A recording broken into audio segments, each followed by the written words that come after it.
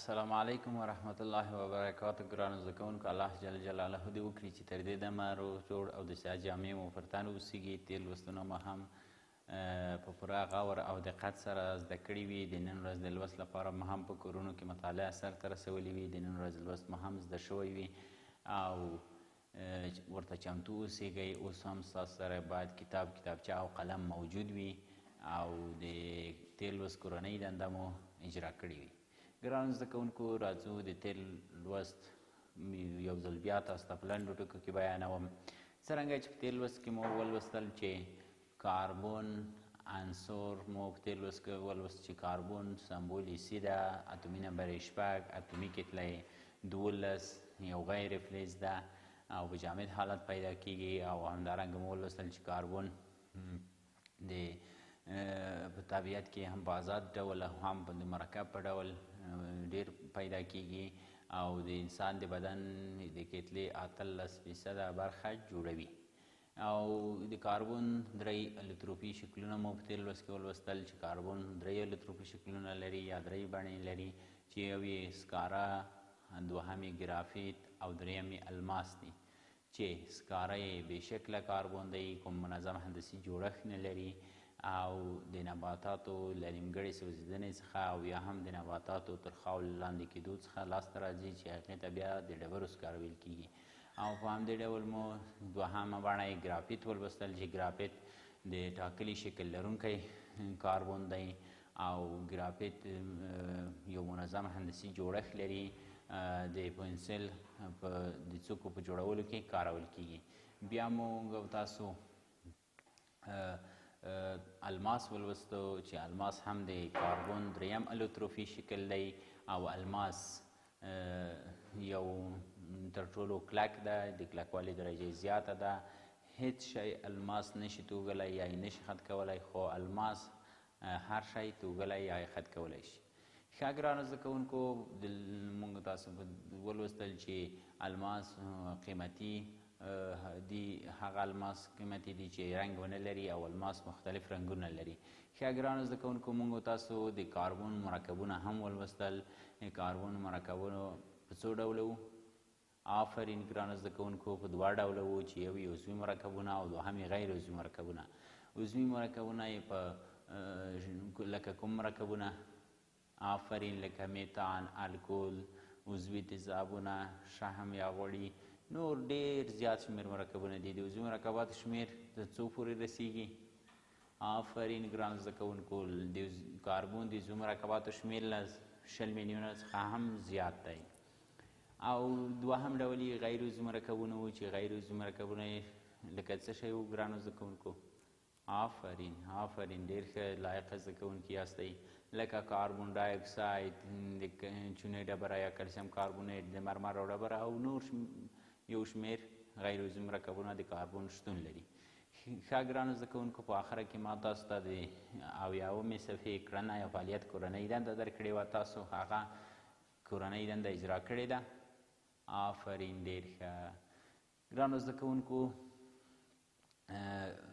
شیشه د څه شي په واسطه خط شوه یا وتوږل شوه؟ آفرین د الماس په واسطه شیشه خط شوه یا وتوږل شوه. او د سکارو په واسطه شیشه وتوږل شوه. آفرین ډیر ښه چې تاسو د تېر لوست کورنۍ دنده اجرا کړې ده. د سکارو په واسطه شیشه نه توږل کېږي یا نه خط کېږي یا نه پرې کېږي او د الماس په واسطه شیشه پرې کېږي چې الماس او ډبرو سکاره او ګرافیت درې واړه د کاربن ډولونه یا بڼې یا شکلونه دي. ښه ګرانو زده کوونکو، ډېر ښه چې تاسو تکړه او ذکي زده کوونکي او تېر لوست مو پوره غور او دقت سره زده کړی دی. نو راځو د نن ورځې په لوست باندې پیل کوو. بسم الله الرحمن الرحیم. د نن ورځې لوست مو بیا هم د اووم ټولګي د کیمیا مضمون د 4م څپرکي موضوع ده د کاربن کیمیاوي خواص او لاسته راوړنه یې، او په پای کې به هم د کاربن کارول ووایو. ګرانو زده کوونکو، زموږ موخې په دې لوست کې دا دي چې تر څو تاسو ګران زده کوونکي وکولی شئ د دې لوست تر پای پورې د کاربن کیمیاوي خواص وپېژنئ چې کاربن کوم ډول تعاملونه سرته رسوي، کوم کیمیاوي خواص لري، او همدارنګه د کاربن لاسته راوړل او د کاربن کارول هم تاسو زده کړئ. د لوست پاڼه مو 80مه پاڼه ده او لوست مو 48م لوست ده. زه صفت الله شاکر ستاسو په چوپړ کې یم تر څو تاسو ته دا لوست هم وړاندې کړم. ګرانو زده کوونکو، کاربن چې د هغه عنصر دی چې د تودوخې په شتون کې هم له فلزونو سره تعامل کوي او هم له غیر فلزونو سره تعامل کولی شي، او همدارنګه د فلزونو له اکسایدونو سره هم د تودوخې په شتون کې کاربن تعامل کولی شي چې په پایله کې خالص فلز ورڅخه لاسته راځي او کاربن یې له اکسیجن سره د اکسایدو له اکسیجن سره یو ځای کیږي او کاربن ډای اکساید جوړوي. نو راځو لومړی ګرانو زده کوونکو د کلسیم سره د کاربن تعامل مطالعه کوو. لومړی د کلسیم سره د کاربن تعامل، د کلسیم سره د کاربن تعامل. ګرانو زده کوونکو، موږ تاسو وویل چې کاربن له فلزونو سره هم تعامل کوي د تودوخې په شتون کې، له فلزي اکسایدونو سره هم تعامل کوي او له غیر فلزونو سره هم. کلسیم څه شی ده؟ فلز ده او که غیر فلز؟ آفرین لایق زده کوونکو، کلسیم فلز ده. نو له فلز سره د تودوخې په شتون کې کاربن د کلسیم له فلز سره تعامل کوي او پایله کې کلسیم کارباید مرکب لاسته راځي چې کلسیم کارباید مرکب په ګیسي کاري کې چې په عامه اصطلاح ورته ویل کېږي یا په د فلزونو په لیم کولو کې د اسیتلین د لاسته راوړلو لپاره کارول کېږي. نو ګرانو زده کوونکو، معادله یې په دې ډول ده چې له کاربن چې جامد حالت باندې پیدا کېږي د کلسیم سره چې هغه هم په جامد حالت پیدا کېږي، فلز ده، یو ځای کېږي او په پایله کې کلسیم کارباید مرکب چې دا هم جامد ده لاسته راځي. د دې مرکب نوم دی کلسیم کارباید. دا هم د کلسیم کارباید مرکب. ګرانو زده کوونکو، که چیرته د معادلې توزین ته ځیر شو نو ګورو چې کلسیم کاربن په تعامل کوونکو موادو کې یو اتم په محصول موادو کې 2 اتمه، کلسیم په تعامل کوونکو موادو کې یو اتم په محصول موادو کې هم 1 اتم. نو کاربن ته 2 ضریب لیکو په تعامل کوونکو موادو کې تر څو چې معادله یې توزین شي. او په همدې ډول ګرانو زده کوونکو د اکسیجن سره د کاربن تعامل. ګرانو زده کوونکو، موږ تاسو وویل چې هم له فلزاتو سره تعامل کوي او هم له غیر فلزاتو سره کاربن تعامل کوي. اوس یې د اکسیجن سره د کاربن تعامل مطالعه کوو. ګرانو زده کوونکو، اکسیجن څه شی ده؟ فلز ده او که غیر فلز؟ آفرین ګرانو زده کوونکو، اکسیجن غیر فلز ده. نو دا ځل د غیر فلز سره د کاربن تعامل مطالعه کوو. ګرانو زده کوونکو، د اکسیجن په شتون کې کاربن سوځي چې کاربن کله د اکسیجن په شتون کې وسوځي یعنې له اکسیجن سره تعامل وکړي، په پایله کې کاربن ډای اکساید لاسته راځي او انرژي یا تودوخه چې معادله یې په دې ډول ده. ګرانو زده کوونکو، کاربن چې یو جامد ده او غیر فلز ده د اکسیجن سره چې ګاز ده په 2 اتمي حالت پیدا کیږي او دا هم غیر فلز ده. نو دا ځل د 2 غیر فلزونو ترمنځ تعامل دی یا د کاربن تعامل له غیر فلز سره، په پایله کې کاربن ډای اکساید ګاز لاسته راځي چې انرژي هم آزادوي، یعنی کاربن د اکسیجن په شتون کې سوځیږي، کاربن ډای اکساید او انرژي آزادوي. انرژي دا هم کاربن ډای اکساید. ګرانو زده کوونکو، که چیرته د معادلې توزین ته ځیر شو، دا معادله په خپله توزین شوې معادله ده. کاربن 1 اتم، اکسیجن 2 اتمه، اکسیجن هم 2 اتمه. ګرانو زده کوونکو، راځو د فلزونو د اکسایدونو سره د کاربن تعامل هم مطالعه کوو. نو دریم د فلزونو د اکسایدونو سره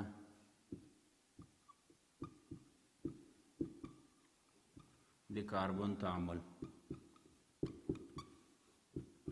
ګرانو زده کوونکو، څرنګه چې موږ تاسو په لومړي سر کې ولوستل چې هم له فلزونو سره هم د غیر فلزونو سره او هم د فلزونو له اکسایدونو سره کاربن د تودوخې په شتون کې تعامل کوي، چې فلزونو سره کله تعامل وکړي په پایله کې فلزي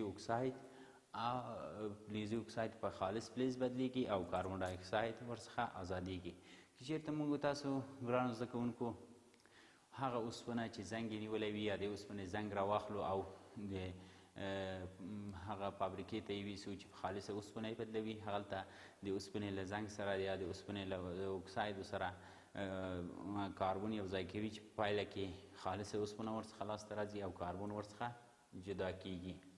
نو معادله یې په دې ډول ده ګرانو زده کوونکو چې لومړی د اوسپنې اکساید Fe2O3 یا فریک اکساید را اخلو، فریک اکساید یا د اوسپنې 3 اکساید را اخلو چې یوه جامده ماده ده له کاربن سره یو ځای کوو. کاربن هم په جامد حالت پیدا کیږي، په پایله کې اوسپنه خالصه لاسته راځي، جامده اوسپنه جمع کاربن ډای اکساید د ګاز په ډول ورڅخه جدا کیږي.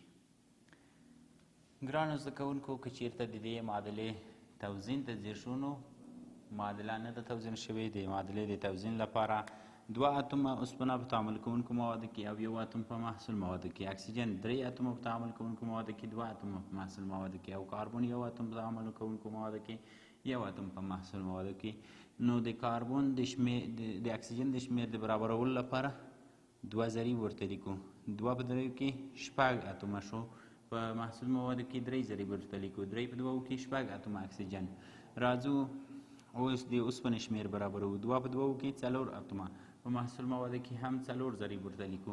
او اوس که چېرته وګورو کاربن 3 اتومه دی، په تعامل کوونکو موادو کې هم ضریب ورته 3 کوو. ګرانو زده کوونکو د کاربن له مرکباتو څخه یو هم کاربن مون اکساید دی. دا خود چې تاسو ګورئ کاربن ډای اکساید دی، کاربن ډای اکساید او کاربن مون اکساید تنها CO ګاز کاربن مون اکساید دی.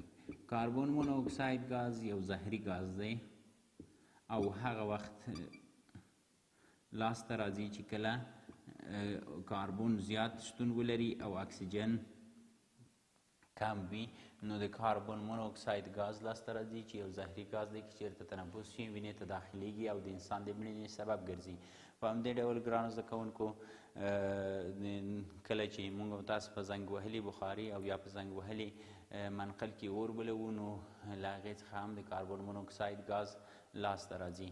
او په پخوا زمانو کې د دې زهري ګاز د تنفس له کبله ډېرو خلکو خپل ژوند له لاسه ورکړی او له دې امله د سکرو زیاتره برخه چې ده د سکرو د تازه کولو په وخت کې او د سوځولو په وخت کې دغه ګاز هم پیدا کیږي او په سیندلي کې هم د کاربن مونوکساید ګاز تولیدیږي. راځو ګرانو زده کوونکو د کاربن لاسته راوړلو ته. څرنګه چې موږ تاسو ولوستل چې سکاره هم په د نباتاتو له نیم سوځېدنې څخه لاسته راځي او هم په طبیعت کې په کانونو کې شتون لري، لکه زموږ ستاسو د هېواد د سمنګان ولایت په دریصوب سیمه کې چې د ډبرو سکرو کانونه شتون لري او همدارنګه په نورو هېوادونو کې هم شته. نو دا چې په طبیعت کې کاربن په آزاد حالت په زیاته پیمانه شتون لري، نو په لابراتواري لاسته راوړنې ته یې اړتیا نه لیدل کېږي ځکه چې په هغې باندې زیات مصارف کېږي او له همدغه طبیعي کاربن څخه چې په طبیعت کې په آزاد ډول شتون لري له همدې څخه مستقیما ګټه اخیستل کېږي. او د کاربن کارولو ته راځو. ګران زده کوونکو کاربن د سون د مادې په توګه د کورونو په ګرمولو کې د پخلنځي په برخه کې چې د اوبو په ګرمولو او همدارنګه د خوراکي موادو په پخولو کې ورڅخه ګټه اخیستل کېږي او د فلزونو په تصفیه کولو کې چې فلزونو اکسایدونه څخه خالص فلز ورڅخه لاسته راځي له کاربن څخه ګټه اخیستل کېږي او د رنګونو جذبولو کې هم له کاربن څخه ګټه اخیستل کېږي چې د رنګونو د جذبولو لپاره هډوکي سوځوي او له هغې څخه کاربن لاسته راوړي یا سکاره لاسته راوړي چې هغه سکاره بیا چې د هډوکو له سوځېدو څخه لاسته راغلي د رنګونو په جذبولو کې کارول کېږي. په همدې ډول ګران زده کوونکو کلک شکل د کاربن چې دی الماس دی چې په زیوراتو او قیمتي شیانو کې کارول کېږي او همدارنګه د ښیښه بور یا د هغه برمو په څوکو کې هم الماس کارول کیږي چې تونلونه ورباندې ایستل کیږي او ګرافیت چې ده هغه د پنسل په جوړولو کې د څوکو په جوړولو کې ورڅخه ګټه اخیستل کیږي خو د 99% خالص ګرافیت څخه د هستوي انرژي په لاسته راوړلو یا تولیدولو کې هم کار اخیستل کیږي ګرانو زده کوونکو ستاسو د نن ورځې کورنۍ دنده همدغه د کلسیم او کاربن تعامل همدارنګه د اکسیجن او کاربن تعامل معادله او د اوسپنې د اکساید او کاربن د تعامل معادلې همدغه درې معادلې ستاسو د نن ورځې کورنۍ دنده ده چې تاسو به یې په کتابچو کې ولیکئ او توزین به یې کړئ ګرانو زده کوونکو دا چې د اووم ټولګي د کیمیا مضمون لوستونه پای ته ورسېدل راتلونکی لوست زموږ ستاسو د څلورم څپرکي لنډیز او پوښتنې دي په دې هیله یم چې تاسو په خپلو کورونو کې د نن ورځې لوست هم په پوره غور او دقت سره زده کړئ او د راتلونکي لوست لپاره هم پوره چمتووالی ونیسئ تر بیا چې زه ستاسو په چوپړ کې حاضرېږم تر تاسو پر لوی او بښونکي رب سپارم السلام علیکم ورحمة الله وبرکاته